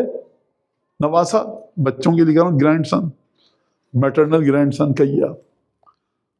یہ اس جملے کی فلسفی کیا ہے؟ جیسے ہی تم نے کہا میں نواسا ہوں، فوراً وہ تمام روایات یاد کرو جو میرے بارے میں میرے نانا نے کہی ہیں. اگر میں اپنی ماں کا حوالہ دے رہا ہوں تو فرمایا یہ کہہ سکتے تھے کہ میں حفید ہوں، میں بیٹا ہوں. کہا نبی کی بیٹی کا بیٹا، اڈاپٹڈ بچہ نہیں ہوں میں. تم جھوٹ بولو، حجت پوری کر رہے ہیں آقا سید الشہداء، تمہارے نبی کی بیٹی کا بیٹا. بھائی کون سی بیٹی کے بیٹے ہو تم؟ نہیں، اگر نبی کی بیٹی کا بیٹا تو میرا تعارف کافی ہے، پوری کی پوری حدیثیں تمہارے سامنے آ جائیں گی. لہٰذا اپنے آپ کو نبی کے ذریعے تعارف کروایا. جب یہ قافلہ پہنچا شہزادیوں کا دمشق کے دروازے پر، یزید کا ایک چھوٹا سا قصیدہ ہے، میں آپ کے سامنے پیش کروں. لیت اشیاخی ببدر شہدوا، یزید کے پاس لیگیسی کس کی ہے؟ یزید کے پاس لیگیسی کس کی ہے؟ خوب توجہ کیجیے گا. یزید بدر میں موجود نہیں تھا، امام حسین علیہ السلام سے کافی عمر کے لحاظ سے چھوٹا ہے. تو کہتا ہے کہ لیت اشیاخی ببدر شہدوا جزع الخزرج من وق الاسد، کہتا ہے کاش میرے بزرگ زندہ ہوتے تو آج وہ دیکھتے کہ کس طرح سے میرے بزرگوں نے اپنے بدن پر تلوار کے زخم برداشت کیے. یزید اپنے بزرگوں کو یاد کر رہا ہے. یزید کے بزرگ جنگ بدر اور احد میں کون تھے؟ کفار تھے. لہٰذا یہ مسلمان ظاہری لحاظ سے ہے، لیکن اب بھی رسول خدا کا بغض، رسول خدا کی نفرت اپنے دل میں لیے ہوئے ہے، اور کہہ رہا ہے کہ کاش میرے آبا و اجداد زندہ ہوتے کہ جنہوں نے جنگ بدر اور جنگ احد میں تلوار اور نیزوں کے زخم اپنے بدن پر برداشت کیے. جزع الخزرج من وق الاسد لأحلوا واستحلوا فرحا ثم قالوا یا یزید لا تشل. تو آج دیکھ کر کتنے خوش ہوتے، کہتے یزید تیرے ہاتھ سلامت رہیں، تو نے کیا کام کیا ہے، اور یزید خوش رکھے تجھے خدا. لأحلوا واستحلوا فرحا ثم قالوا یا یزید لا تشل. خوشی سے پھولے نہ سماتے میرے آبا و اجداد. خوب غور سے سنیے گا، فرحن یعنی خوشی. یزید کو شدید خوشی ہے اس وقت، اور آپ زیارت عاشور میں کیا پڑھتے ہیں؟ تبرکت فیہ بنو امیہ. پروردگار عاشور کا دن وہ ہے کہ بنو امیہ نے خوشی کا دن قرار دیا، برکت کا دن قرار دیا، اور پروردگار اللہم لک الحمد علی عظیم رضیتی، آج کا دن میرے لیے سب سے بڑی مصیبت ہے. یہ حسین ابن علی نے کیا کیا ہے آپ کو ولایت کی بنیاد پر جوڑا کہاں سے؟ حدیث ہے ہمارے پاس، لقد اقشعرت بدمک اذلۃ العرش. عرش الہی کے جو ستون اور پلرز ہیں وہ جب حسین ابن علی کے گلے پر چھری پھری ہے، عرش الہی پر لرزہ طاری ہوا ہے. یعنی آپ کہہ رہے ہیں کہ پروردگار جس طرح تیرے عرش پر لرزہ طاری ہوا ہے، میرے دل پر لرزہ طاری ہوا ہے، یعنی آپ کے دل میں عرش الہی کی ایک کیفیت موجود ہے. یہ سب سے پہلا احسان صاحبان ایمان پر سید الشہداء کا، کہ آپ کو غیب سے جوڑا ہے سید الشہداء نے. اگلا شعر سنیے، قتلنا القرم یا قوم بساداتہم. ہم نے یہ جو رسول کے گھر والے تھے، ان کے سب سے بہترین آدمی کو قتل کیا ہے آج. عدلنا ببدر فاعتدل. آج ہم نے بدر کا بدلہ لیا تو آج بدر کا بدلہ مکمل ہوا ہے. خوب توجہ کیجیے گا، باریک بات ہے، تاریخ کے ذریعے سید الشہداء کی شہادت کے حقائق کو سمجھیے. بدر کا بدلہ احد میں لیا جا چکا ہے. تو پھر یہ کیوں کہہ رہا ہے کہ آج ہم نے بدر کا بدلہ لیا؟ اس وجہ سے کہ بدر کا بدلہ جو احد میں لیا گیا، شکست ہوئی، ہارے مسلمان، ڈیفیٹ ہوئی، لیکن محمد زندہ رہے، علی زندہ رہے، ایک حمزہ مارے گئے، دل ٹھنڈا نہیں ہوا بنو امیہ کا، یزید کے بڑوں کا دل ٹھنڈا نہیں ہوا۔ دل ٹھنڈا کب ہوا؟ کہ جب ان کے سب سے بڑے کو قتل کیا، انہوں نے بدر میں ہمارے بڑوں کو قتل کیا، ہم نے آج کربلا کے بعد ان کے بڑوں کو قتل کیا۔ لیکن غلاظت جو خاندان کی ہوتی ہے وہ دکھا کر رہتی ہے۔ مصطفیٰ نے تمہارے گھر کی عورتوں کے ساتھ یہ سلوک نہیں کیا تھا جو تم نے مصطفیٰ کے گھر کی خواتین کے ساتھ کیا۔ لہذا قتلنا القرم من ساداتہم عدلنا ببدر فاعتدل۔ آج بدر کا بدلہ برابر ہوا ہے۔ آپ کنٹینیویشن دیکھ رہے ہیں نفاق کی کہاں تک جا رہی ہے۔ اب آپ سمجھے کہ سید الشہداء نے کام کیا کیا ہے۔ سید الشہداء کو یہاں پر مت رکھیے، اس کے بعد پھر یزید کی حکومت سنبھل نہیں سکی، نہ سنبھلی ہو یزید کی حکومت۔ اس کے بعد جو خلیفہ بنے یزید کے بعد وہ کون تھے؟ اور یزید کے خاندان کی خلافت 132 ہجری تک چلی۔ 61 ہجری میں کربلا کا واقعہ ہوا، 132 ہجری میں بنو امیہ کی حکومت گئی۔ کتنے سال ہو گئے صاحب؟ 132 ہجری سے لے کر 161 ہجری، 61 ہجری سے لے کر 132 ہجری، 40 سال وہاں پر اور 32 سال وہاں پر، یعنی 72-73 سال تک یزید کی حکومت باقی رہی ہے۔ اور اس کے بعد بنو امیہ آئے۔ لہذا یہ مت کہا کیجئے آپ کہ صاحب یزید کی حکومت بھی سمجھ نہ سکی۔ کیا حسین ابن علی یزید کی حکومت کو گرانے گئے تھے؟ سید الشہداء کا کام کچھ اور ہے، جو میں مسلسل آپ کے سامنے پیش کر رہا ہوں بات، کہ آپ زیارت اربعین کے ذریعے سمجھیے، زیارت وارث کے ذریعے سمجھیے، زیارتوں کے اور احادیث اور مقاتل کامل الزیارات کے ذریعے سمجھیے سید الشہداء کی عظمت کیا ہے اور کس مقام پر آ کر سید الشہداء نے کیا کام انجام دیا۔ السلام علیکم ورحمۃ اللہ۔ معذرت حضور، مجھے اجازت دی میں اپنی بات مکمل کروں، بے ادبی ہے۔ محمد و آل محمد صلوات۔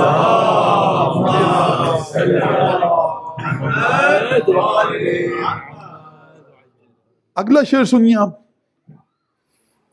لست من خندف، میں اپنے آبا و اجداد کی خون سے نہیں ہوں۔ ان لم انتقم، میں اپنے باپ دادا کی نسل سے نہیں ہوں اگر انتقام نہ لوں۔ من بنی احمد ما کان فعل، اگر میں احمد کی اولاد سے، مصطفیٰ کی اولاد سے اس چیز کا انتقام نہ لوں جو مصطفیٰ نے کیا، تو میں اپنے باپ دادا کا خون میری رگوں میں نہیں ہے۔ شعر کی گہرائی کو سمجھے، جو مصطفیٰ نے کیا اس کا انتقام مصطفیٰ کی اولاد سے لوں گا۔ اس کا مطلب کیا ہے؟ اس کا مطلب یہ کہ یزید کے علم میں یہ بات بخوبی ہے کہ اولاد مصطفیٰ ہی ہے کہ جو دین کو بچائے گی۔ اگر اس کو راستے سے ہٹا دیا جائے تو پھر دین کے بگاڑ کے لیے بہت آسانی پیدا ہو جائے گی۔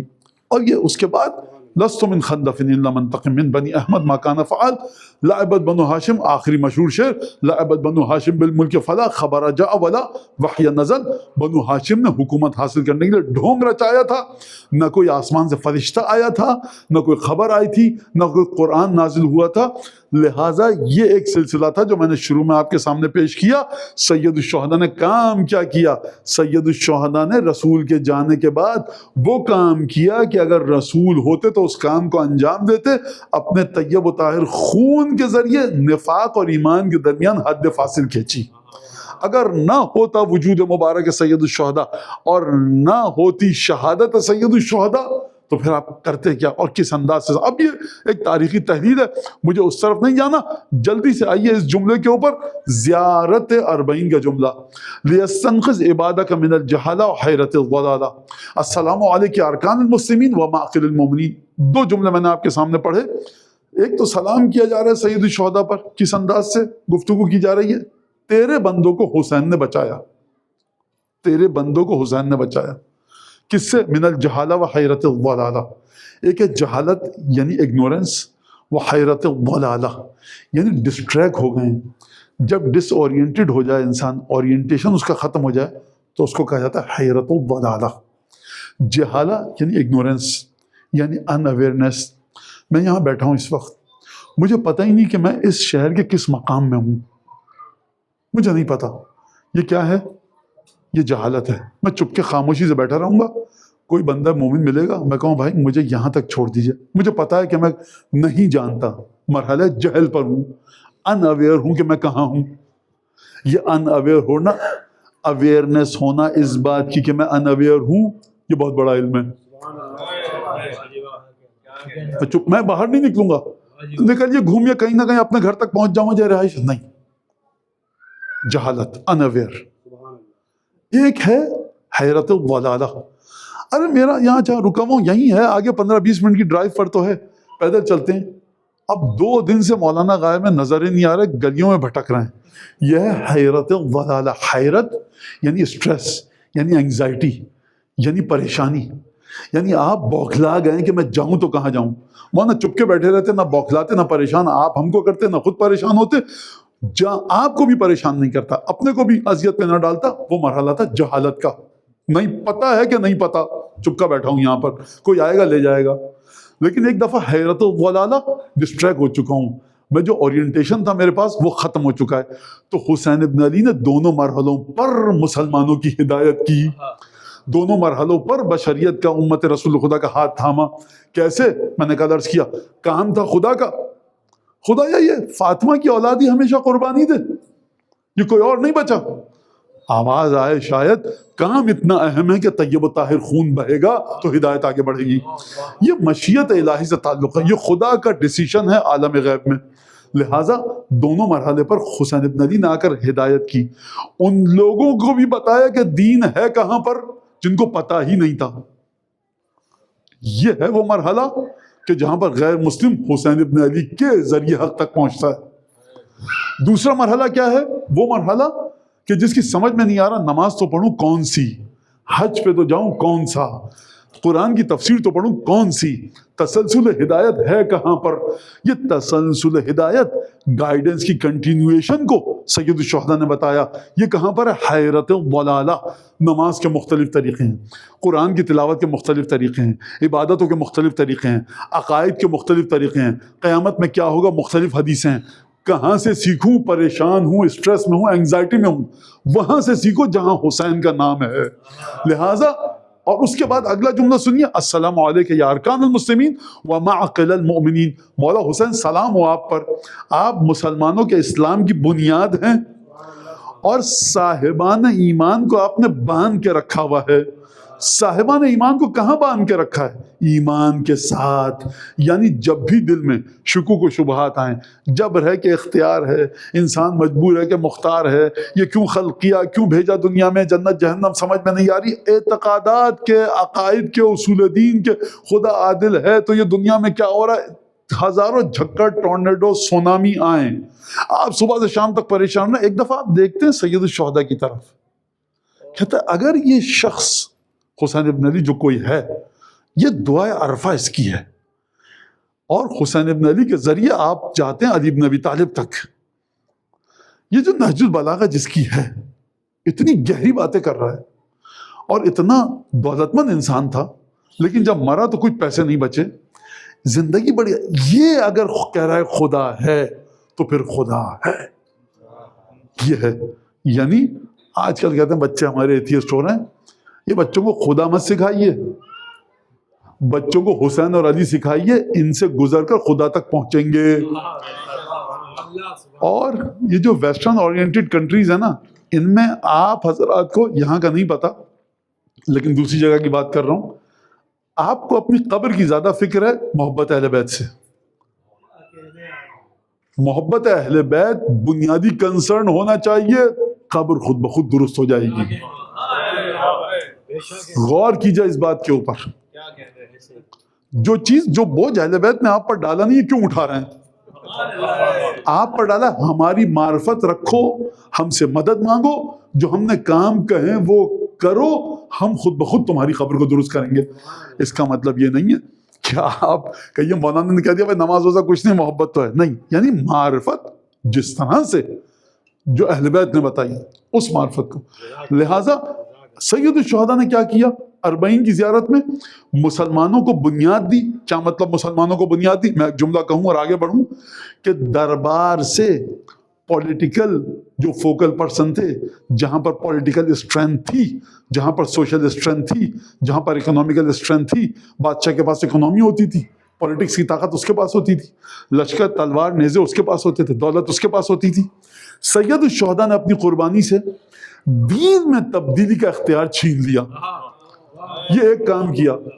اب اگر آپ چاہے سنی ہو یا شیعہ، آپ کو دین ملا ہے قرآن اور رسول سے، اختلاف ہے فرقوں میں، لیکن اپنے اختلافات کے باوجود ہر فرقہ احسان مند ہے حسین کا، کیونکہ آپ یہ کہہ سکتے ہیں کہ صاحب ہم کو قرآن سے دین ملا، ہم کو حدیثوں سے ملا، اگر نہ ہوتے حسین ابن علی تو یزید کے پاس طاقت آ جاتی، یزید کہتا میاں تم کیا کہہ رہے ہو، ہماری بیعت تو حسین ابن علی نے کر لی، وہ ہم کو مان گیا امام المسلمین امیر المومنین، تو جی جناب قبلہ و کعبہ یزید صاحب کیا کریں، کہا دیکھو جولائی کے مہینے میں آ رہا ہے حج، بہت گرمی ہوگی، دسمبر میں چلتے ہیں۔ بھائی امیر المومنین نے کہہ دیا چلو دسمبر میں۔ حضور امیر المومنین یہ بتائیے کہ رمضان المبارک آ رہا ہے اس وقت دسمبر میں، ہاں بھائی رکھ لو، اور جنوری اور دسمبر میں موسم اچھا ہوگا، کہا پچھلے سال کے جو اگلے سال کے نہ رکھنا، دسمبر اور جنوری میں 2 سال کے شروع سے رکھ لو۔ لوگ اعتراض کرتے، یزید کہتا حسین امام مان چکا ہے، خاموش ہو جاؤ تم لوگ سب۔ تو لہٰذا سید الشہداء نے یہ جملہ کہنے کی کہ حسین مجھ کو امیر المومنین مان چکا ہے، یہ طاقت کھینچ لی۔ اور پھر کل آپ دیکھیے جا کر، آپ اگر جا کر جناب زینب کا خطبہ، امام سجاد کا خطبہ، مسجد جامع کے اندر جو خطبہ دیا ہے سید ساجدین نے، بی بی زینب نے جو خطبہ دیا دربار عزیز میں، اور تیسرا خطبہ سید الشہداء کا 59 ہجری میں، 59 ہجری میں جو سید الشہداء حج پہ گئے ہیں، جو خطبہ دیا ہے منا میں، جہاں 700 اصحاب رسول خدا، بنو ہاشم سادات کرام تھے، رسول خدا کے اصحاب تھے، امیر المومنین کے صحابی تھے، وہاں پر جو خطبہ دیا ہے، اور اس میں اس دور میں کہ جس نے امام حسن کو شہید کرایا صفین کی جنگ میں، جہاں پر امیر المومنین کا مقابلہ ہوا، اس نظام کے بارے میں جو سید الشہداء نے جملے استعمال کیے ہیں، وہ کیا کہا ہے، وہ جو کہا وہ بات کی بات ہے، لیکن میں نے کل آپ کے سامنے پڑھا، ما ذکر آیتن، کوئی ایسی آیت کہ جو خدا نے قرآن میں بھیجی تھی جناب امیر کے لیے، ما ترک آیتن انزل فی علی الا ذکر، کوئی آیت جو خدا نے قرآن میں بھیجی علی بن ابی طالب کے لیے نہیں تھی کہ حسین نے اس خطبے میں بیان کی۔ بات ہو رہی ہے اسلامی نظام کے دھارے کی، گفتگو فرما رہے سید الشہداء علی کے فضائل کی۔ میاں یہ اسلام رکھو اپنے پاس، اگر علی بن ابی طالب بنیاد نہیں ہے، نہیں مانتے ہم اس اسلام کو۔ یہ بتا رہے ہیں سید الشہداء، اسلام نام نہیں ہے ایک 1.5 بالش کی داڑھی والے ایک صاحب آ جائیں نماز پڑھانے لگے۔ اسلام نام ہے سوشل جسٹس کا، اسلام نام ہے کمزور کی حمایت کا، اسلام نام ہے ویلتھ کی باقاعدہ انصاف کے ساتھ ڈسٹریبیوشن کا، اسلام نام ہے کہ معاشرے کے اندر سیفٹی اور سیکیورٹی فراہم کرنے کا۔ پھر عبادات کی بات الگ آتی ہے، اس کو یہاں پر بات کو چھوڑیے۔ لہٰذا سید الشہداء نے پہلا کام یہ کیا۔ دوسرا کام کیا کیا؟ صاحبان ایمان کہ جن کے دلوں میں محبت علی بن ابی طالب ہے، ہاتھ کنگن کو آرسی کیا دور نہ جاؤں، آپ یہ بتائیے امیر المومنین محبت، ابو الفضل عباس کی محبت کہاں سے ملی آپ کو؟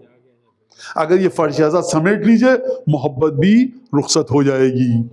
یہ محبت جو مومنین کو باندھ کے رکھا، یعنی یہ فرش اعزاز آپ کو علی کے علاوہ کسی کے پاس جانے نہیں دے رہا، یہ فرش اعزاز آپ کو 8ویں امام سے دور نہیں جانے دے رہا۔ یہاں پر جو گفتگو ہوتی ہے، اور بھائی آپ کے بچہ کیسے مولانا اس کو لاتے تھے فرش اعزاز پر ماتم کرتا تھا، زیارت پڑھتا تھا، پھر گریہ کرنا پر یہیں سے ہے سب کچھ ہے۔ تو یہ جو یہی ہے نا، اس یہی میں رگے گردن خون حسین ابن علی کا صدقہ ہے۔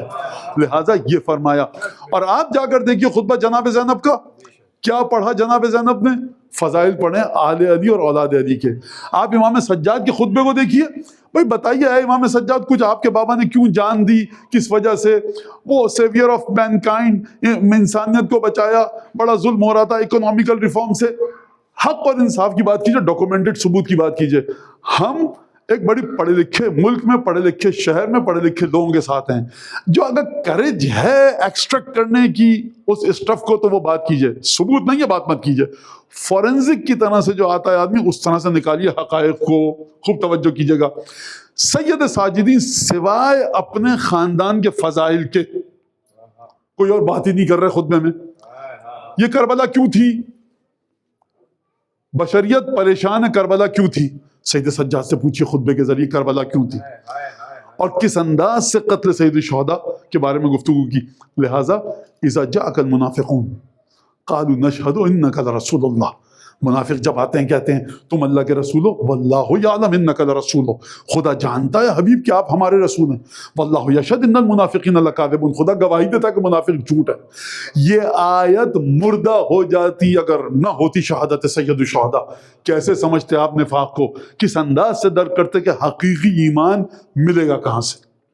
لہٰذا سید الشہداء کا یہ امتحان ہے، بڑا عجیب امتحان ہے جو سید الشہداء نے انجام دیا۔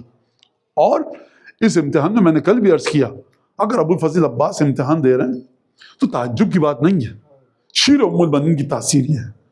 طیب و طاہر لہو جو علی بن ابی طالب کا رگوں میں ابو الفضل عباس کی، اس کی تاثیر یہ ہے، تعجب نہیں ہے۔ قاسم ابن الحسن ہے، علی اکبر ہے، اولاد عقیل، اولاد جناب ابو طالب، تعجب کی بات نہیں ہے، یہ گھرانہ ہے ہی ایسا۔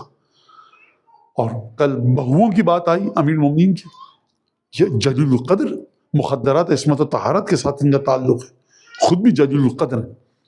جناب زینب، تعجب نہ کیجئے اگر جناب زینب نے اس طرح سے امتحانات سے اپنے آپ کو گزارا، لیکن کیونکہ دونوں دن جو حکم دیا گیا اس کی میں پیروی کروں، لیکن مجھے واقعاً بڑا تعجب کہوں اور کلیجہ منہ کو آتا ہے جب سید الشہداء کی 3 اور 4 برس کی بچیوں کو امتحان دیتے ہوئے انسان دیکھتا ہے۔ جناب حمزہ کا ذکر آیا،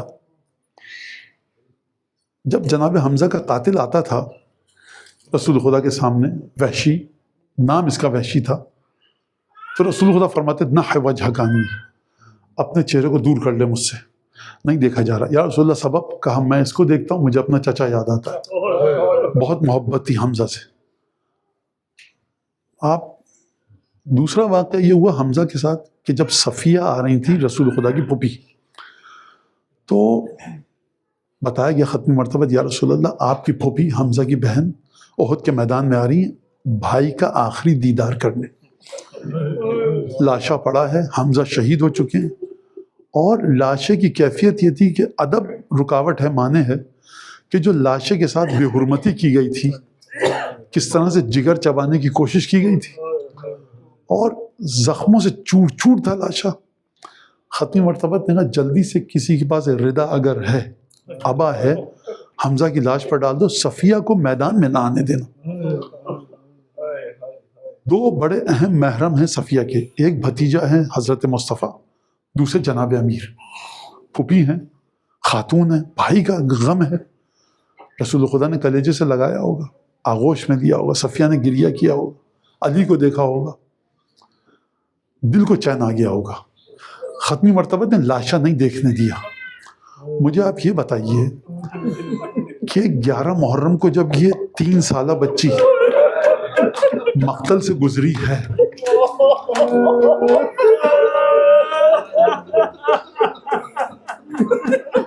اچھا میں ایک آپ کے سامنے جملہ کہوں،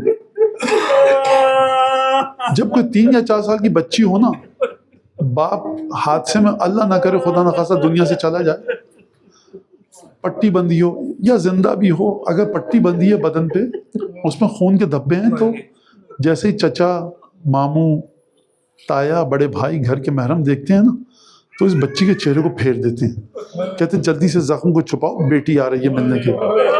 تو باپ کہتا ہے بیٹیا ہم ٹھیک ہیں بالکل۔ مجھے یہ بتائیے، مقتل کی اس روایت کو خوب غور سے سمجھیے گا، یہ جو ننھی بچیاں ہیں نا حسین ابن علی کی، یہ ناقوں پر سوار تو ہیں لیکن محمل نہیں ہیں۔ جب قتل گاہ سے گزارا گیا ہے نا، تو جناب زینب کاش ہاتھوں پر سکینہ اور رقیہ کے آنکھوں پر ہاتھ رکھ دیتے۔ جناب زینب کے دونوں ہاتھ بندھے ہوئے ہیں۔ جتنے بھی مقاتل میں نے دیکھے، کہیں پر مجھے یہ جملہ نہیں ملا ان ننھی بچیوں کا کہ پھوپھی جان کیا یہ ہمارے چچا کا جنازہ ہے، پھوپھی اماں کیا یہ ہمارے بابا کا جنازہ ہے، کہیں نہیں یہ جملہ ملا۔ جانتے ہیں اس کی وجہ کیا ہے؟ بعض علماء فرماتے ہیں بچی نے جب یہ مناظر دیکھے تو بچی کا دل اتنا دہل گیا تھا کہ پھوپھی سے بات ہی نہیں کر پائی۔ یا رسول اللہ آپ نے وحشی کے جنازے کو دیکھا؟ وحشی کو دیکھا آپ نے کہا اپنے چہرے کو مجھ سے دور کر لے۔ لیکن جب یہ قافلہ چلا ہے نا کربلا سے کوفے، تو زینب بھی جانتی ہیں، سکینہ اور رقیہ فاطمہ بنت الحسین جانتی ہیں کہ کون بابا کا قاتل ہے، کون علی اصغر کا قاتل ہے، کون چچا عباس کا قاتل ہے۔ مسلسل ان بچیوں کے سامنے معصوم اور ناداں بچیاں ہیں، بے زبان بچیاں ہیں، باپ کے قاتل کو سامنے دیکھ رہی ہیں، بھائی کے قاتل کو سامنے دیکھ رہی ہیں۔ زخمی لاشا بچیوں کو نہیں دکھایا جاتا۔ ان بچیوں کا امتحان یہ ہے کہ نوک نیزہ پر سر ہیں اور گلی سے گلی، کوچا پہ کوچا گھمایا جاتا۔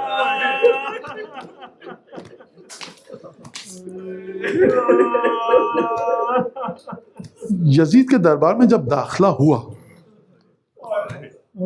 تو روایت جو ہم کو ملتی ہے کہ رسول خدا مدینہ میں تھے، سید الشہداء جھولے میں، ایک دفعہ رسول خدا آئے اور حسین ابن علی کے چہرے کا بوسہ دیا، رخساروں کا، آنکھوں کا، پیشانی کا، لبوں کا، سینے کا، شکم کا، گھٹنوں کا، پنڈلیوں کا۔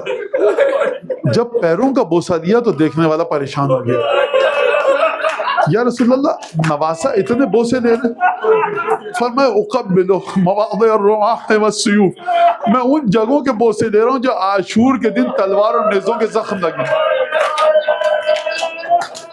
بعض جگہ یہ ملتا ہے کہ سید الشہداء کے گویا کے دانتوں کا بوسہ دیا یا لبوں کا۔ سب کی سمجھ میں کربلا کے بعد آ گیا کہ رسول خدا نے کیوں بوسہ دیا تھا، لیکن دانتوں اور لبوں کا بوسہ لینے کا فلسفہ سمجھ میں نہیں آیا۔ جب یزید ملعون کے سامنے جب اس نے وہ جسارت کی اور ایک دفعہ جناب زینب نے دیکھا کہ یہ ملعون اپنی چھڑی سے دندان مبارک کے ساتھ، ایک دفعہ جناب زینب کو جلال آیا، کہا اب یہ تیری حد یہ ہو گئی ہے کہ ان دانتوں کو جن کو بوسہ رسول خدا لیتے تھے تو اپنی چھڑی سے جسارت کرے۔ بس ایک دفعہ بعض علماء یہ کہتے ہیں کہ جب اس معصوم بچی نے بابا کا کٹا ہوا سر تشت میں دیکھا تو ایک دفعہ مڑ کر اپنی پھوپھی کی طرف دیکھا، اس وقت بھی یہ بچی کچھ بول نہ پائی۔ علماء فرماتے ہیں کہ یہ بچی پوچھنا چاہتی ہے، پھوپھی اماں کیا جو میں دیکھ رہی ہوں یہ سچ ہے؟